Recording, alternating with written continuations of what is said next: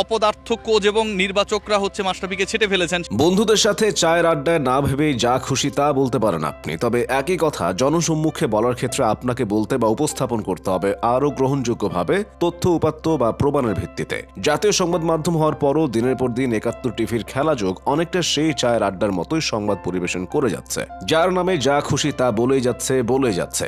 তথ্য প্রমাণের ভিত্তি তো নেই, থাকে না ভব্যতা জ্ঞান বা শব্দ চয়নের ক্ষেত্রে ন্যূনতম ভদ্রতা। তবে চোরের ১০ দিন আর গেরস্থের একদিনের মতো এবার মুশফিকুর রহিমকে গুরুতর অপবাদ দিয়ে ধরা পড়ে গেছে তারা। চায়ের আলাপ স্টাইলে মন চাইলো তাই বলে ফেললাম মতো করে স্পট ফিক্সিং এর কালিমা দেওয়া হয় জাতীয় দলের সাবেক অধিনায়ক এবং একটানা ১৮ বছর নিষ্ঠার সাথে জাতীয় দলকে সার্ভিস দেওয়া মুশফিকের বিরুদ্ধে।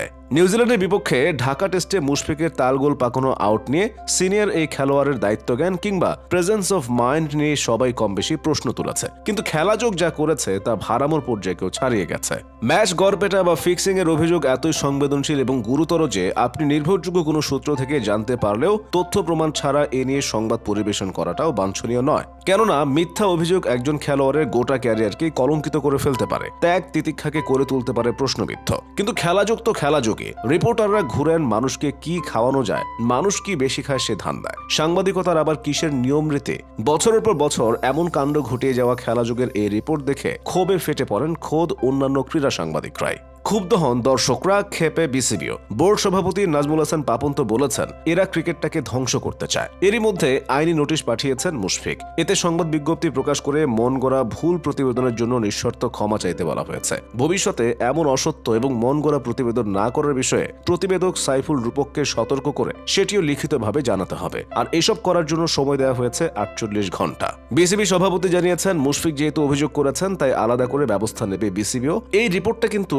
ক্রিকেট নিয়ে ৭১-এর যাচ্ছেতাই প্রতিবেদনের একটি আইসবার্গ মাত্র। ক্রীড়া সাংবাদিকতার নামে খেলাযোগ যা করে তাতে কোনো বিশ্লেষণ বা গভীর পর্যবেক্ষণ কখনো থাকে না, থাকে আজগুবি সব ষড়যন্ত্র তথ্য আর ধারণা প্রসূত নানা রগরগে গল্প। সংবাদ থেকে এদের সংবাদের শিরোনাম হয় বেশি নোংরা। সামাজিক মাধ্যমে কন্টেন্ট খাওয়াতে যেসব থাম্বনেইল ব্যবহার করা হয় সেগুলোও থাকে অতিশয় আক্রমণাত্মক, প্রায়ই যা ছাড়িয়ে যায় শালীনতার সীমা। মুশফিকের এই ঘটনাটি সামনে আনছে অতীতের ঘটনাও। খেলাযোগের একবার এক রিপোর্টে জাতীয় দলের সে সময়ের টেস্ট অধিনায়ক মমিনুল হককে পুচকে বলে সম্বোধন করা হয়। প্রশ্ন হচ্ছে একটি জাতীয় সংবাদ মাধ্যম শারীরিক উচ্চতার জন্য একজন খেলোয়াড়কে পুচকে কিভাবে বলে? এই অধিকার রিপোর্টারকে কে দিয়েছে?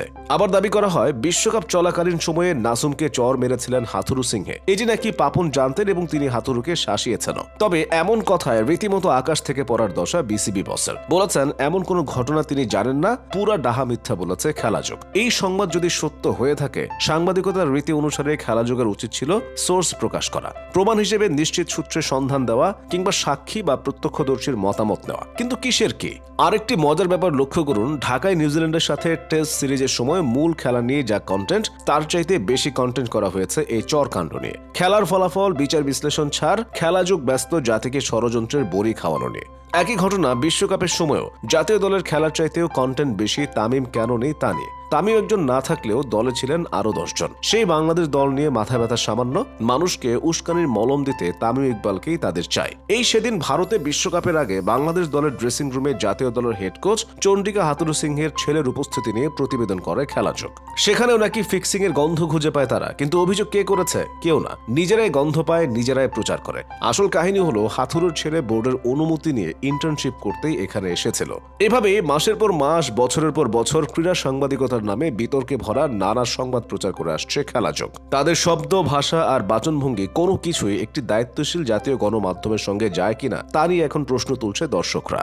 খেলাযোগের কর্মীদের নাম ধরে ধরে ভক্তরা তীব্র সমালোচনা করছেন। সবকিছুর বিরোধিতায় যেন এই কর্মীদের কাজ। সমালোচনা করতে কখনো যুক্তির ধার ধারেন না তারা। জাতীয় দলের খেলোয়াড়, সাবেক খেলোয়াড়, কোচ, নির্বাচক বোর্ড কাউকে পাত্তা দেয় না ৭১ বা খেলাযোগের সাংবাদিকরা। যার বিরুদ্ধে লাগেন ঝাল মিটিয়ে নানা গল্প প্রচারে নেমে পড়েন তারা। অথচ যারা এসব কাজ করেন তারা অনেকেই সাংবাদিকতায় নতুন নন। অন্য টেলিভিশনেও দক্ষতার সঙ্গে কাজ করেছেন। ব্যাখ্যা, বিশ্লেষণ, উচ্চারণ ও যোগাযোগ সবকিছুতে বেশ ভালো। ৭১ টিভি অবশ্য এরই মধ্যে মুশফিককে নিয়ে তাদের বিতর্কিত প্রতিবেদনটি সামাজিক যোগাযোগ মাধ্যম থেকে সরিয়ে নিয়েছে। সামাজিক যোগাযোগ মাধ্যমে এ নিয়ে দুঃখ প্রকাশ করেছে তারা। এই ঘটনায় যদি তাদের বোধোদয় ঘটে তাহলে রক্ষা। যা তা বলে মানুষকে উত্তেজিত করে না খেলা, না সাংবাদিকতা, না কন্টেন্ট তৈরি, কোনো কিছুরই আখেরে লাভ হয় না।